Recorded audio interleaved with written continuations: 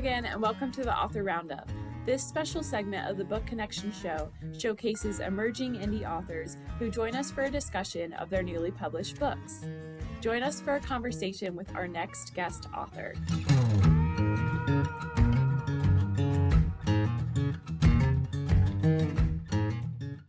Hi there, welcome to Author Roundup. My name is Emma, and I will be your host for today's episode. Today, I am joined by self-published author Adam Herald. Adam is a pastor, speaker, and cultural commentator with over 30 years of ministry experience.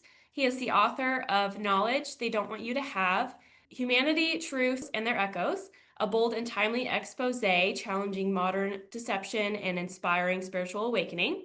Adam blends historical insight, biblical truth, and lived experience to bring clarity in an age of confusion.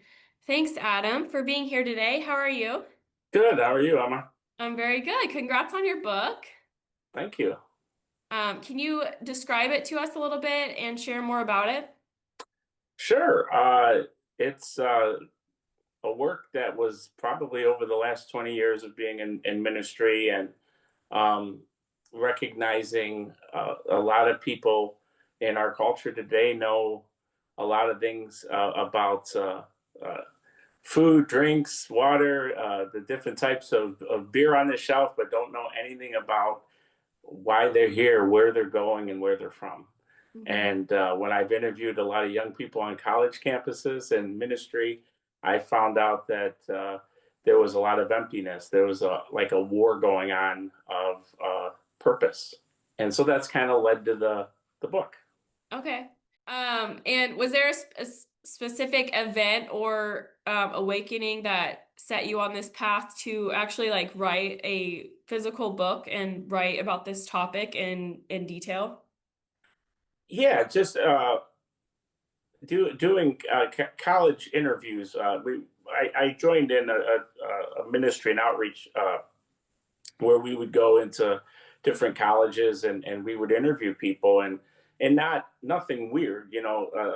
Christianity tends to have a stigma, people standing there with a bullhorn shouting, "You're going to hell," and things like that. And we wouldn't do that. We would just engage people with conversations. We'd meet them at coffee shops and ask them, what do you think about life after death? And, what do you think happens when a person dies? And do you believe in God? And those questions led to me composing this book, because I realized that it wasn't a war versus left versus right. It wasn't political. It was more a battlefield of the mind. And when I talk to, Gen Zers and stuff, they long for purpose and meaning as much as anyone does. They just, it seems like the wool's been pulled over our eyes over the last 30, 40 years when it comes to truth. Mm-hmm. Yeah, especially with, social media and, media in general. Yeah, and I think also college kids, that age range is really good because you're already having a lot of questions about life in general, Sure. when you're that age. So I think that was a great place to start. Yeah. So the title is a really great title. It's very enticing.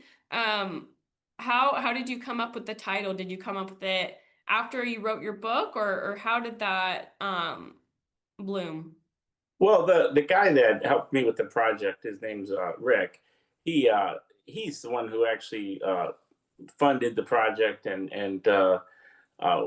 we talked quite a while. I was on this team with him, and we talked about how can we write a book that would engage the modern culture and pique their interest. So the title, to be honest with you, I remember years ago, I think it was 20, 30 years ago, I read a book about natural cures they didn't want you to have. And I think it was, I think the guy's name was Trudeau, but it was kind of a funny book, but the title really was catchy.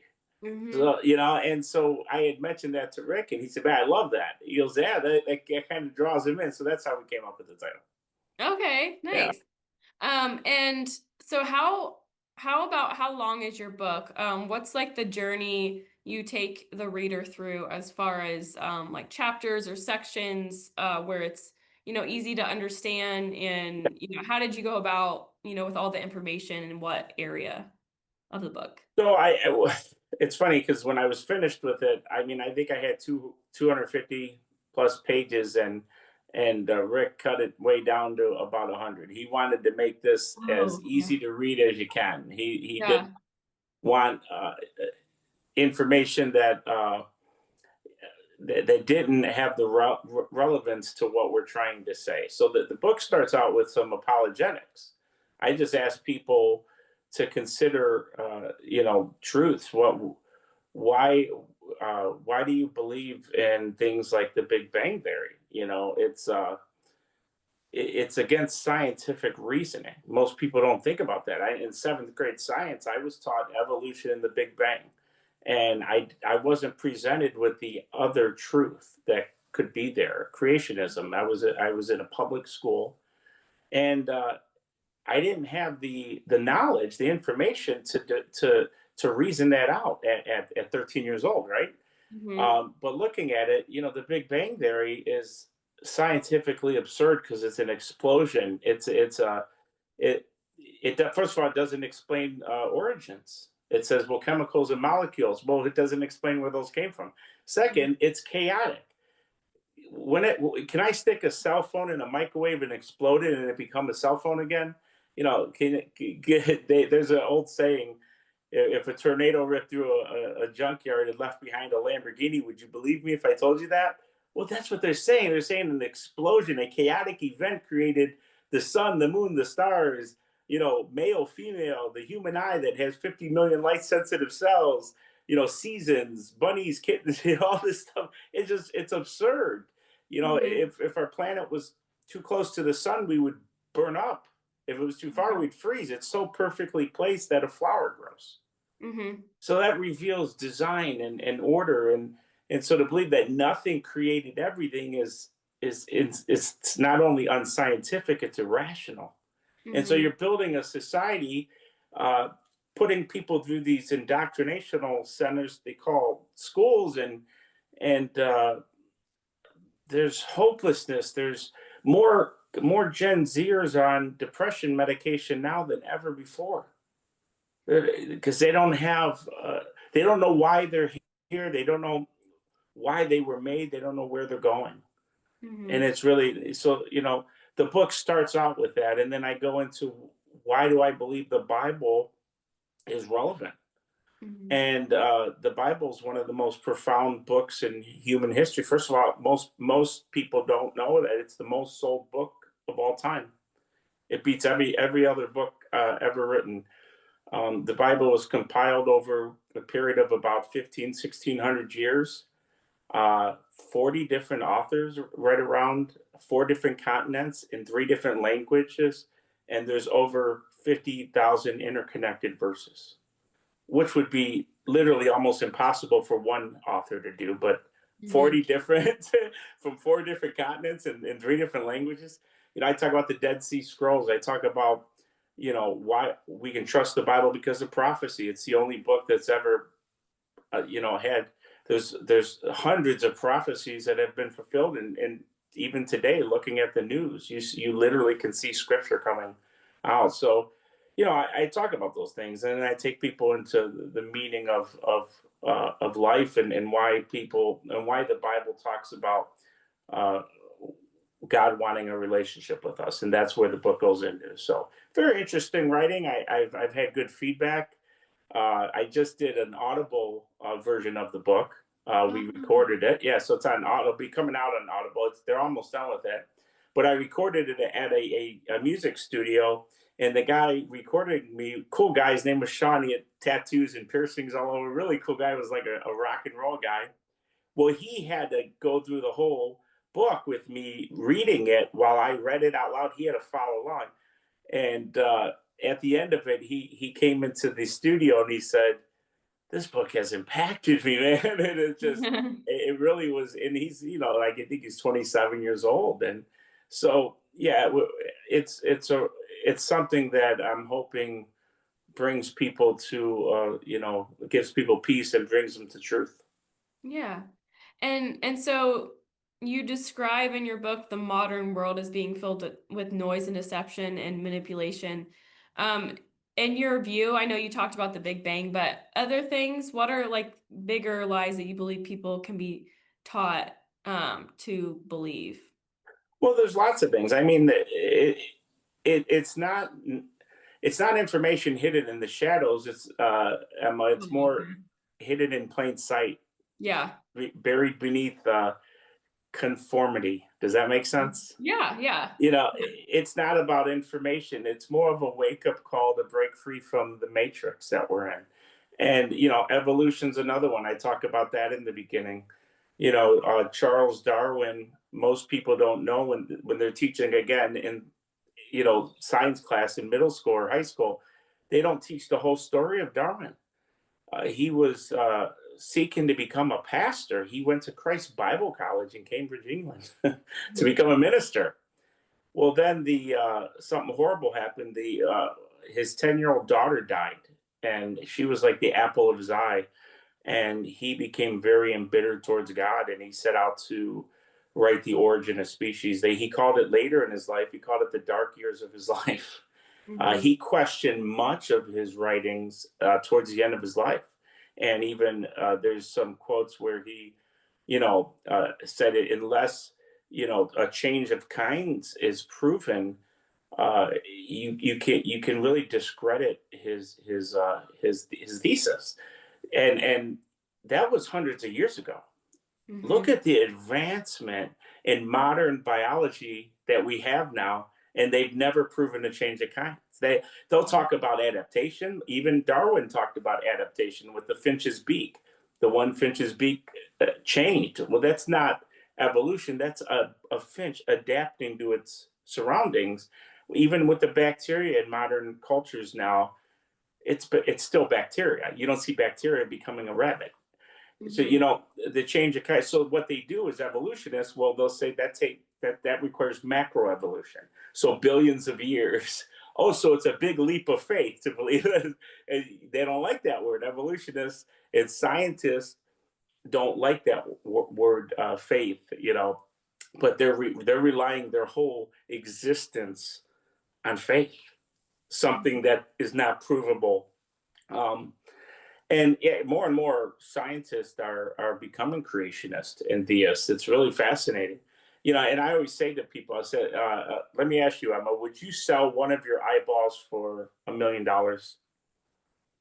No. What about both? Would you sell both for $5 billion? No. So your eyesight's precious to you, Yeah. but your soul isn't. I'm not saying it isn't for you. I'm saying that's a great way to act. People don't realize they're Yeah. basing their whole existence on lies. It's so I think the greatest censorship isn't online, if this makes sense. I think the greatest censorship is people afraid to question the narrative. Hmm. It's self censorship. Does that make sense? Yeah. Yeah. And so did you get into the research more when you were writing your book and discovering all of these things, or is this something that you found out or knew about prior or were passionate about before like these college interviews? Oh, just yeah. No. I'm 50, and so I've been in ministry actually close to 30 years, and Hmm. just compiled over many years. Yeah. Okay. And so something in your book covers, everything from DNA to the farthest reaches of the universe. How do these seemingly different areas connect in your exploration of truth? Well, like I said, that's the beginning of the book, Emma. That when people open it up, the first thing I want to talk about is the foundation of your worldview. Why do you have the worldview you currently have? I mean, Mm-hmm. you watch the news, and we have people with all sorts of belief systems, and leading them to uh, crazy things of self mutilization and just yesterday on the news, shooting up a Catholic school in Minnesota. It's my question is why aren't people looking and saying, why am I feeling this way? Why do I feel that empty? Why do I feel confused? Yeah. The goal is to get people to look inward, and there's scientific evidence through DNA is one example. Um, Carbon data I talk about, that's fascinating. Most people have not studied carbon data well. The fossil record is fascinating. One of the things I talk about is the meteor dust.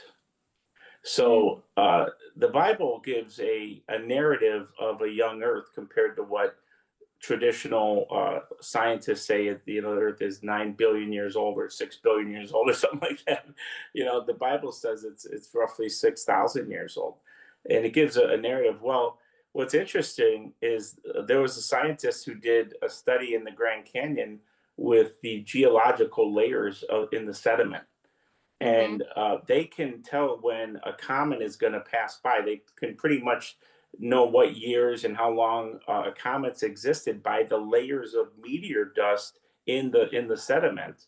And what they discovered in the Grand Canyon is the layers line up with a young Earth, a 6,000-7,000-year-old Earth. Not if it was billions of years, there would be comet dust in all the layers. So there's lots of discoveries. I point people to wonderful websites like answersingenesis.org, Ken Ham's website, phenomenal.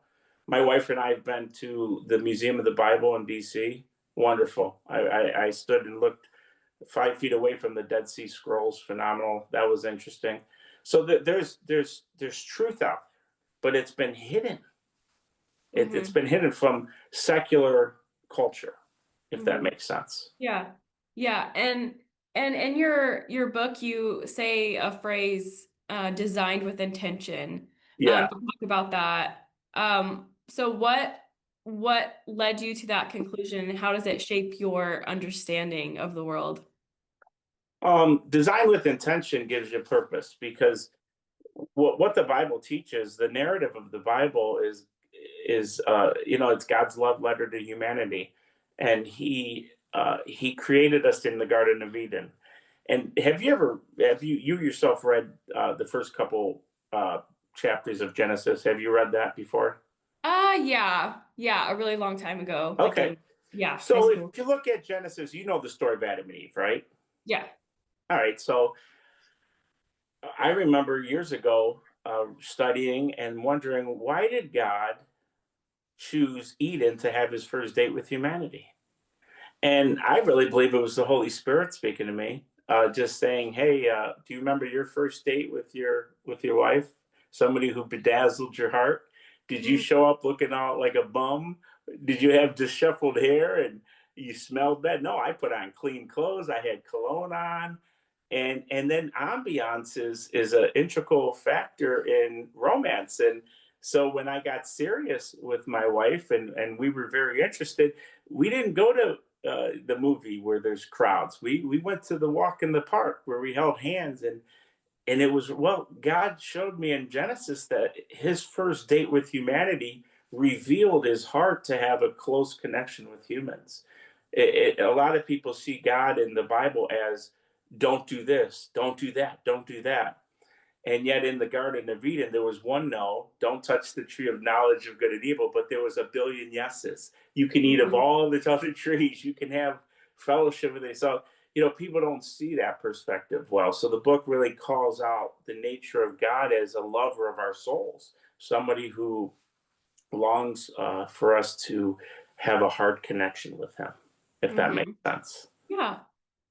What does your wife think about your book, and what did she say when you brought to her that you were going to write a book and have this writer's journey?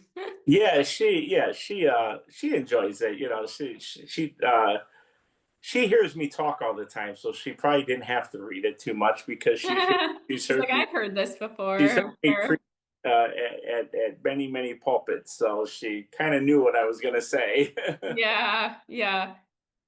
What did it feel like getting your book in the mail for the first time? What was your reaction, you and your wife's It was reaction? nice. I really looked at it as a tool. I'm thinking, I have friends. I'm currently pastoring a church in Wellington, Ohio, a Penfield Community Church, and a lot of the people there have passed out dozens and dozens of these books because they sent me a whole bunch of copies. I have boxes, and so I put them in the welcome center, and they've been passing them out, and that's what I looked. I looked at it as like a evangelism track. Yeah. I get them out. I've been giving them to homeless people with McDonald's gift cards in them. So I Well, just look at it as a tool for ministry. That's it. yeah. Yeah. And what has your church, what's the feedback been like from them? Good. Everyone, Yeah. yeah, they enjoyed it. Great. Yeah, a lot of guys, the guys love it. It's like I said, it gives people information that they're not thinking about on a regular basis, or they Yeah. haven't gone out and done the research for. Asking the questions. Yeah. Yeah. And so this kind of goes into like back to when you were interviewing, but also just in general, the advice that you want or that you have because you wrote the book. What advice would you give to someone who is just beginning to question what they've always accepted as truth? What advice?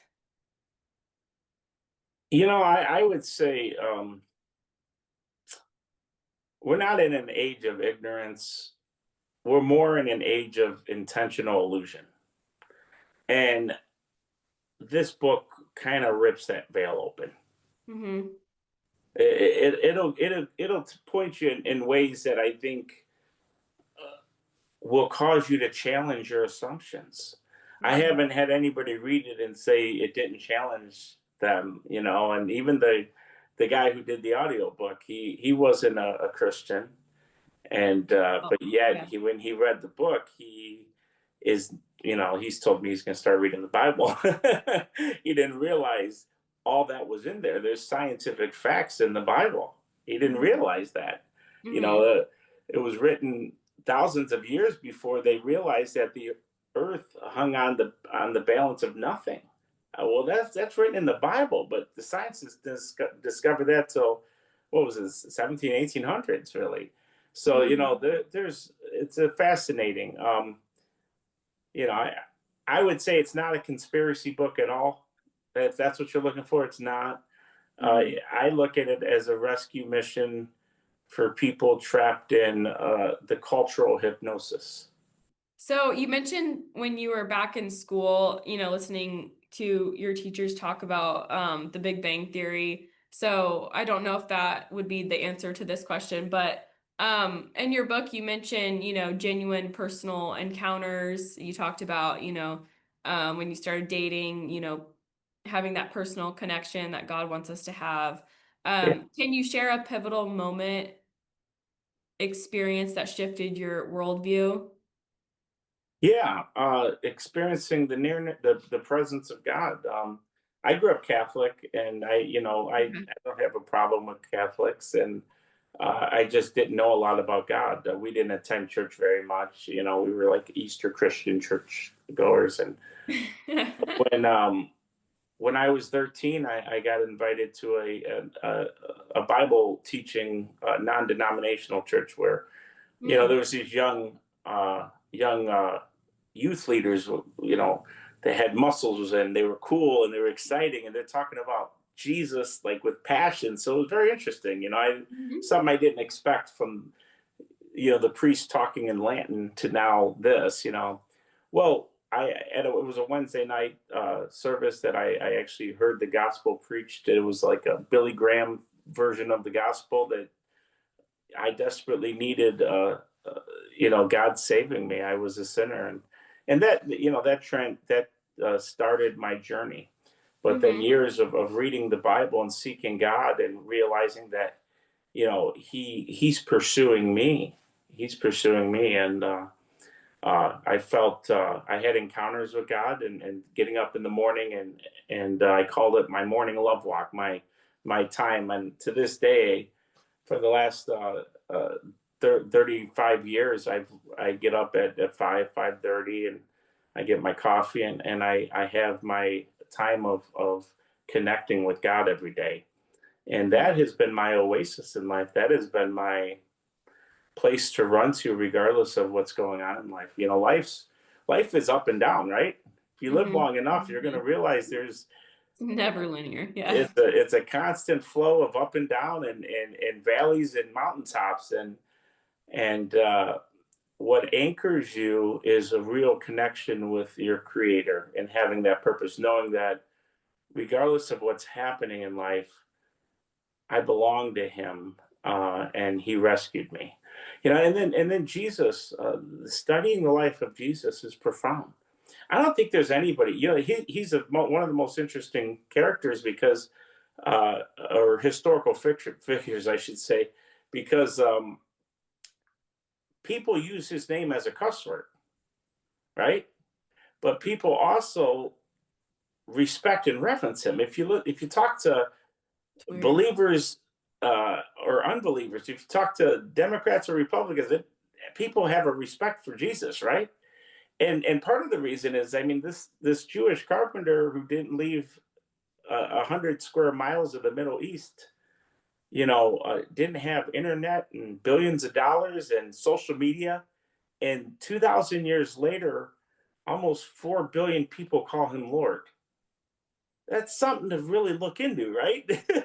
So what do you hope readers will do or think differently after reading your book? What's the number one message, I guess, you hope readers take away from your book? I would say we're the most connected and entertained and medicated generation in history, right? Yeah. Okay.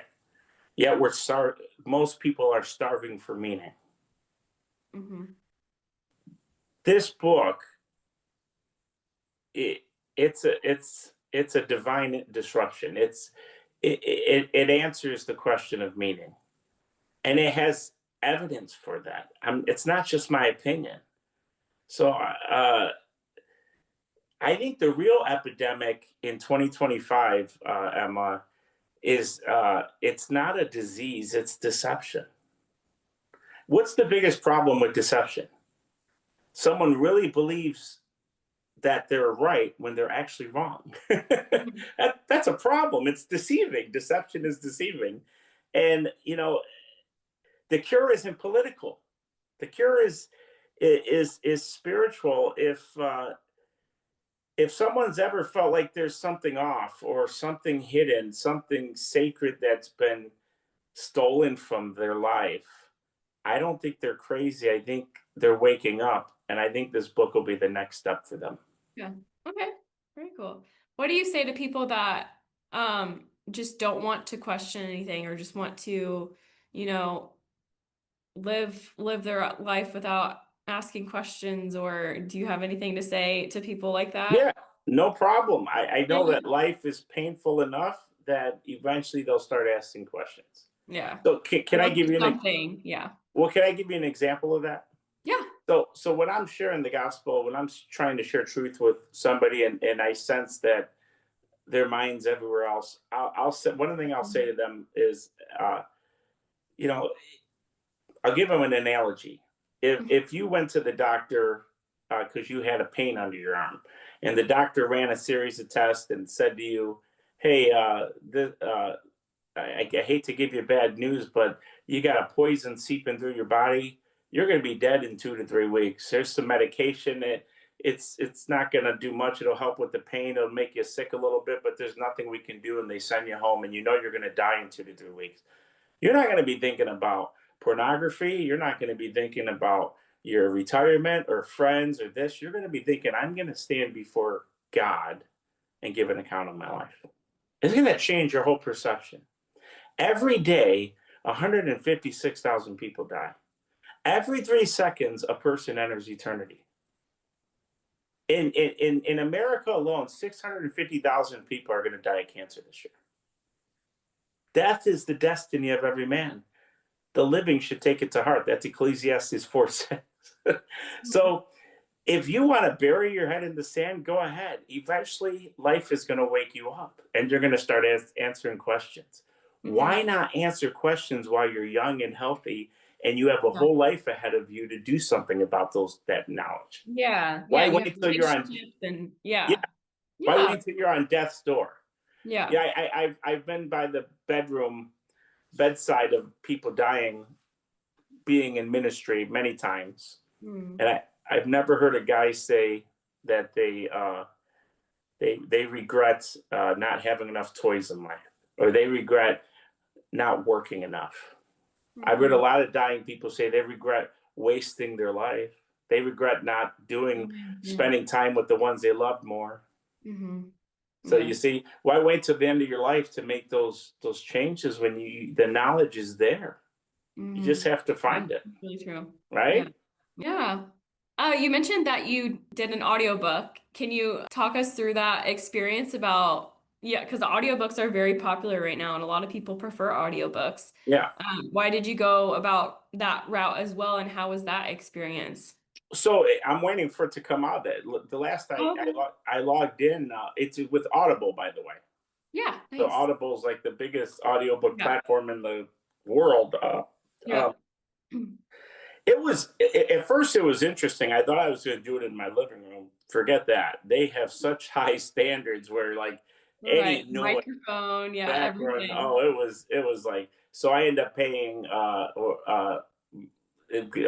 this guy that runs a music studio in Olmsted Falls, Ohio, and he was able to. He actually did audiobooks before, so he knew what to do, and it was long. It was a long, kind of grueling process because, like, I'd read a paragraph, and then if I made a mistake, I had to go back and read it over, and it was. Oh my So gosh. it was actually it was difficult. I would say I don't think I'd want to do it again.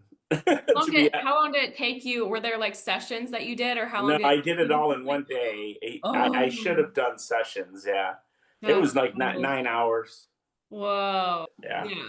Okay, And well that'd be fun to, watch that or listen to that back and yeah, have well, that I'm waiting. available.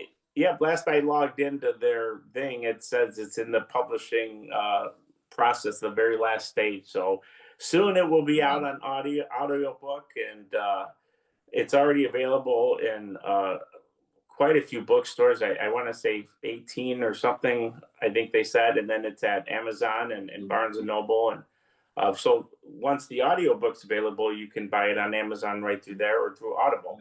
Yeah. Yeah, and I think it's only like $3, so it's really nice. Yeah. Is there a part of your book that was your, I guess, favorite part to write, or was there a section of your book that you found like most important? Yeah, I think I enjoyed bringing people to the knowledge of why they believe what they believe. That was it. That was a good part because so many Christians approach evangelism assuming that secular culture believes they believe in our moral system, but they don't. It's like, so when you start talking about, if you start talking about sin, they've never subscribed to what we believe. So I think what was very fascinating to me is getting people to that place where they're questioning, why do they believe that there is no God? Why do they believe in a hopeless, meaningless existence?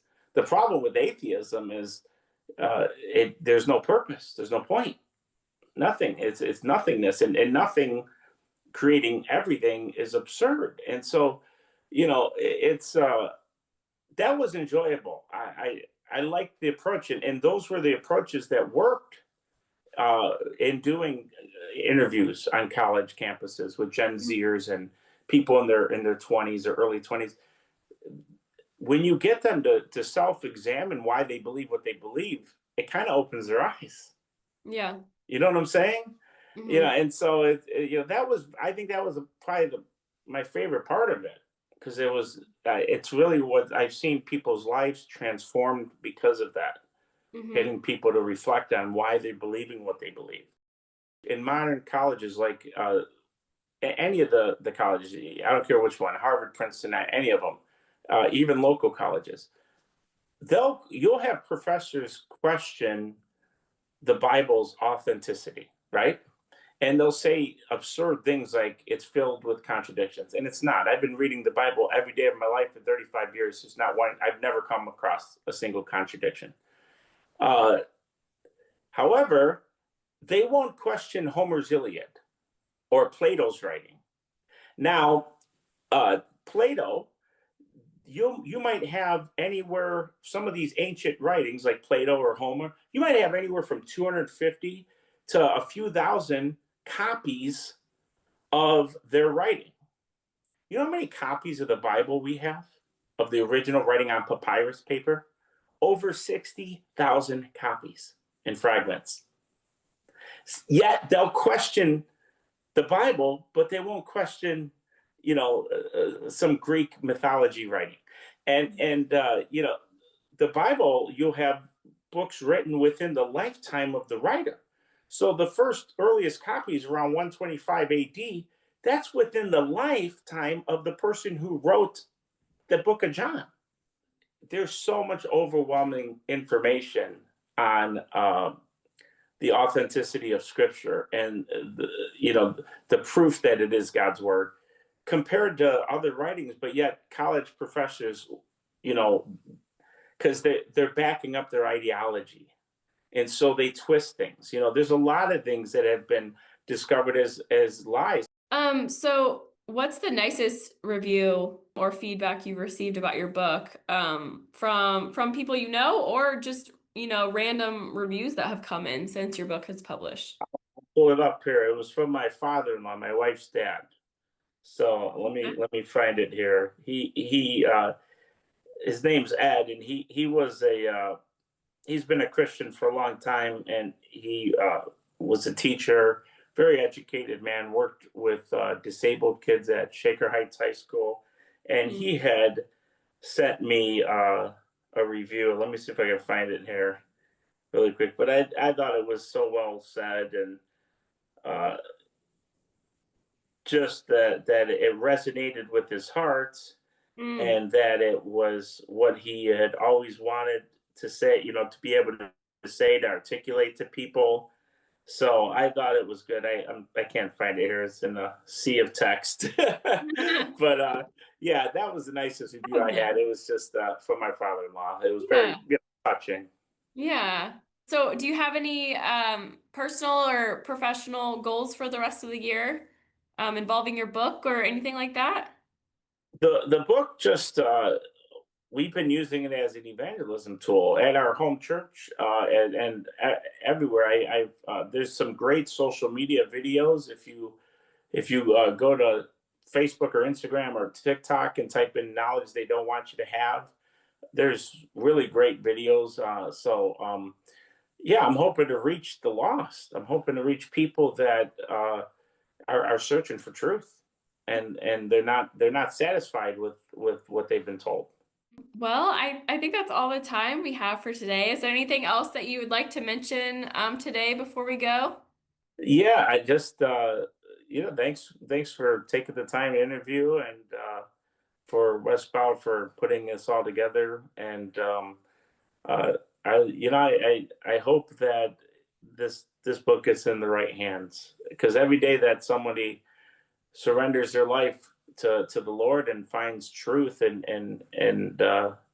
it's a good day. The Bible says all of heaven rejoices when one sinner repents. So all right. Well, thank you so much for joining me today. It's been a pleasure to have you, and congrats again on your book. And to you listening, like Adam mentioned, you can purchase it on Amazon. His audiobook is coming out soon, so that'll be exciting. You also can purchase it on westbowpress.com. We have an online bookstore on there. Barnes & Noble too, you can purchase it. And thank you so much for listening, and I will see you guys next time in the next interview.